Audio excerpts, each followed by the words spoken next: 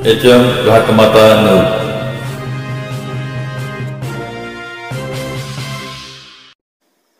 अल्पवयीन मुलगी बलात्कार प्रकरणातील मुख्य आरोपी संग्राम देशमुख पोलिसांच्या ताब्यात. आरोपीच्या अत्याचाराचे बळी नागरिकांनी पोलिसांशी संपर्क साधण्याचे आवाहन. अल्पवयीन मुलीवरती जबरदस्ती बलात्कार करणारा मुख्य आरोपी संग्राम देशमुख याला पोलिसांनी मंगळवारी रात्री अकलूज येथून ताब्यात घेतला आहे. संग्राम देशमुख याच्या विरोधात सोमवारी आटपाडी पोलीस ठाण्यामध्ये अल्पवयीन शाळकरी मुलीला जबरदस्तीने चारचाकी गाडीत बसवून दूरवर नेऊन तिच्यावरती बलात्कार करून तिची चित्रफित बनवून समाज माध्यमावर व्हायरल करण्याची भीती दाखवून तिच्यावरती वारंवार बलात्कार केल्याबाबतचा गुन्हा दाखल होता. गुन्हा दाखल होताच आरोपी संग्राम देशमुख पळून गेला होता. मात्र पोलिसांनी घटनेची गंभीरता पाहता आरोपीला तात्काळ ताब्यात घेतला आहे. आरोपी संग्राम देशमुख याला न्यायालयासमोर हजर केले असता न्यायालयाने 13 सप्टेंबरपर्यंत कोठडी सुनावली आहे. सद्यस्थितीमध्ये आता 2 आरोपी अरेस्ट केलेले आहेत आम्ही. एक मुख्य आरोपी आहे संग्राम देशमुख आणि सह आरोपी सुमित्रा जनार्दन लिंगरे म्हणून 2 आरोपी अरेस्ट आहेत. त्यांना 13 तारखेपर्यंत पोलीस कस्टडी दिली आहे.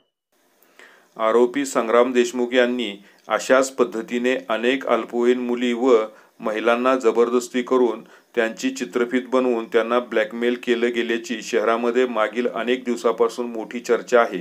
सध्या त्याच्यावरती पहिला गुन्हा दाखल झाला आहे. त्यामुळे आणखी गुन्हे दाखल होतील असा कयास लावला जात आहे. परंतु अद्याप कोणीही तक्रार देण्यास पुढे आलेलं नाही.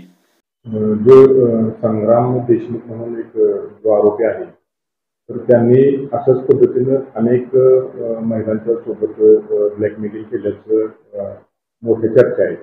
त्या अनुषंगाने सध्या कुणी तुमच्याकडे तक्रार द्यायला वगैरे आले का? सध्या आतापर्यंत तरी आमच्याकडे कोण तक्रार द्यायला आलेलं नाही. पण आपल्या माहितीप्रमाणे जर असं कोण असेल तर आम्ही आपल्या वतीने त्यांना आवाहन करतो की तुम्ही बिनधास्त पोलीस स्टेशनला तशी तक्रार नोंद करावी. आम्ही त्यांचं नाव गुप्त ठेवण्यात येईल आणि त्यांना कोणत्याही प्रकारे त्रास होणार नाही याची काळजी घेऊ. अनेक महिलांना आरोपी संग्राम देशमुख ब्लॅकमेल करत असल्याची खात्रीलायक माहिती आहे. परंतु पीडित व्यक्ती समाजामध्ये असलेली इज्जत खराब होईल या भीतीने समोर येण्याचं टाळत आहेत.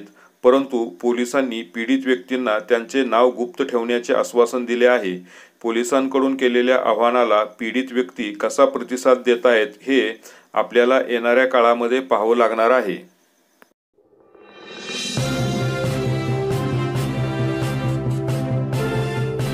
HM घाटमाता news.